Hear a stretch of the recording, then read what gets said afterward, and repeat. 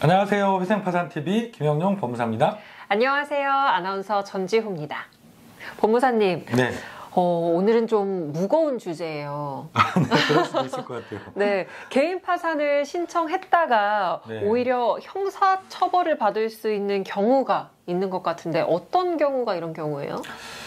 네, 개인 파산을 신청했다가 형사처벌을 받을 수 있는 규정이 우리 채무자회생법에 있습니다. 파산이라는 것도 채무자분 입장에서는 뭐 과중한 채무, 갚지 못할 채무를 탕감받는 좋은 절차지만 반대편에 이제 채권자분들 입장에서 생각하면 내 채권이 있는데 받지 못하게 되는 거잖아요. 그래서 그 채권자들의 희생이 바탕이 되는 거죠. 그래서 이 채권자들의 권리를 너무 크게 해치는 그런 행위를 한 경우까지 파산 면책을 해줄 수는 없고, 특히 그게 너무 과하다 그러면 형사처벌까지 하는 규정을 두고 있는 거죠.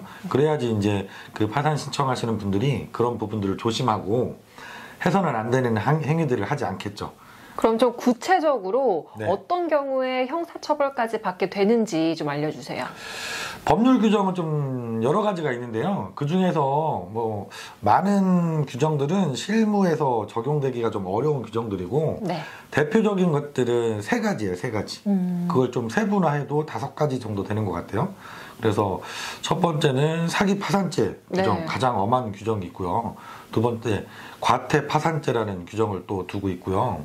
세 번째로 설명 의무 위반죄라는 규정이 또 있습니다. 그래서 오늘은 크게 이 세 가지 자세하게 말씀드리면 5가지가 되는데요. 이 부분을 설명을 드려보려고 해요. 첫 번째로 그 사기 파산죄 규정이 가장 무겁게 처벌 규정을 두고 있는데요. 무려 10년 이하 징역 또는 1억 원 이하의 벌금까지 처할 수 있도록 규정을 두고 있어요. 오, 형사처벌 규정이 굉장히 무겁게 네네네네. 이렇게 되어 있는데 네. 구체적으로 사기 파산죄 이게 어떤 경우를 말하는 걸까요? 저희가 많이 다른 영상에서도 말씀드렸는데, 재산을 사전에 은닉하고 또 불이익하게 처분하고 뭐 이런 것들을 말합니다. 내가 파산 채무를 감당할 수 없는 상황이다, 그래서 파산 신청을 하시는데 사전에 재산이 있던 것들은 다 숨겨놓고 그리고 파산 신청을 하고 면책을 받으면 안 되겠죠, 당연히. 그리고 두 번째로는 그 파산 재단의 부담을 허위로 증가시키는 행위, 이것도 사기 파산죄 규정을 두고 있거든요. 이게 언뜻 이해가 잘 안 되실 수 있어요. 파산 신청하면서 채무를 일부러 늘린다? 이게 좀 웃기죠. 대표적인 게 근데 판례상에 그리고 실제로 일어나는 일들을 보면 이런 경우가 있어요. 내가 부동산을 갖고 있는데 이게 이제 파산 절차를 진행하면 경매가 되거나 매각돼서 처분이 돼야 되잖아요.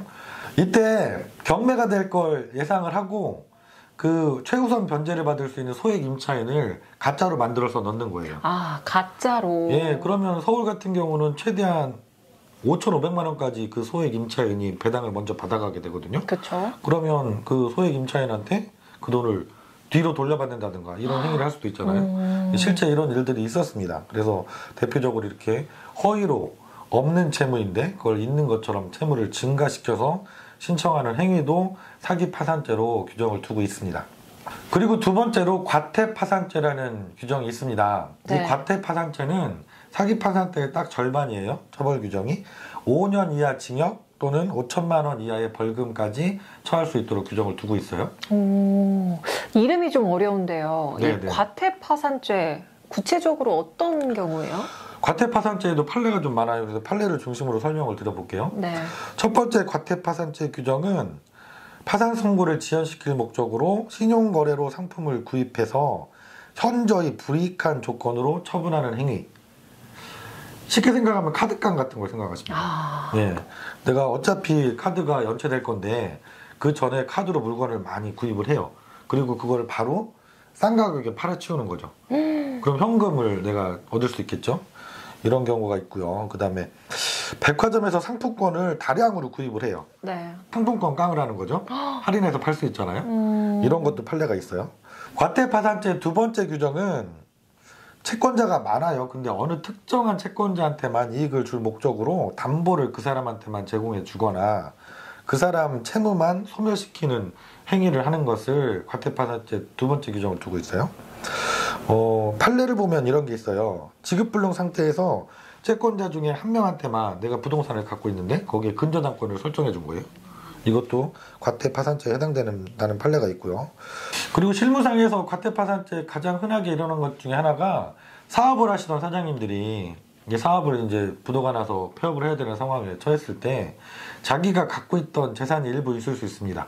임대차 보증금이 있을 수도 있고 아니면 그 사업장에 재고 물건이 잔뜩 쌓여 있을 수도 있고 이런 것들을 채권자 중에 특정한 한 분한테 다 넘겨주고 오는 경우 아니면 영업 일체를 전부 다 그 사람한테 넘겨주고 온 경우 이런 것들도 과태파산죄에 해당된다는 그런 판례들이 있습니다.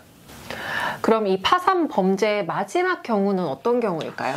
네, 처음에 말씀드렸지만 마지막 파산 범죄 일어날 수 있는 것은 설명 의무 위반죄라는 거예요. 파산을 진행하시면 법원에서 조사를 하게 되잖아요. 네.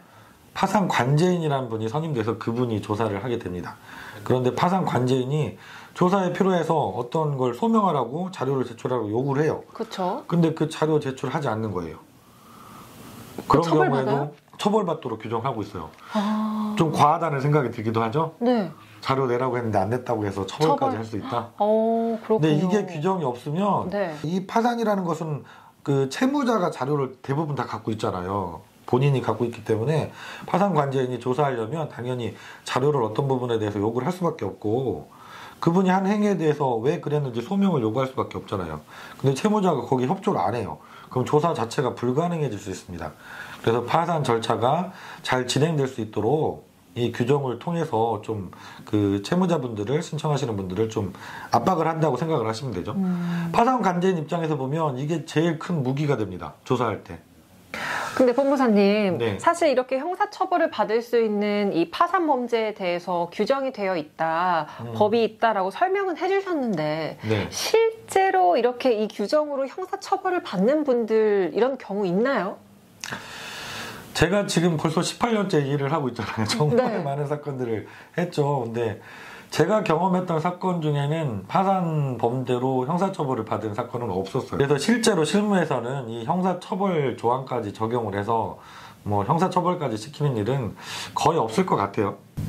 경험상 이런 경우 형사처벌을 받는 경우는 지금까지는 없었다라고 말씀을 네네네. 하셨지만 네. 사실 이렇게 규정에 해당하는 행위는 나쁜 행위들이잖아요. 그렇죠. 불법 행위인데 이런 행위를 했다면 당연히 좀 불이익은 받아야 될 것 같거든요.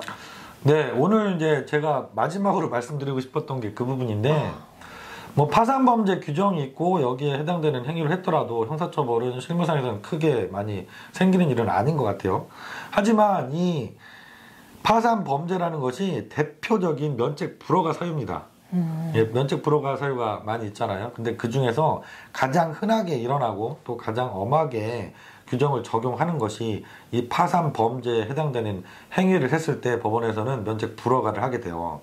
그래서 내가 형사처벌을 받을 수도 있겠다 이런 측면에서 보시지 마시고 이런 행위를 하면 당연히 면책을 못 받는다 그런 측면으로 생각을 하시고 이런 오늘 말씀드린 행위들은 절대 하시면 안 된다는 걸 꼭 아셔야 될 것 같습니다.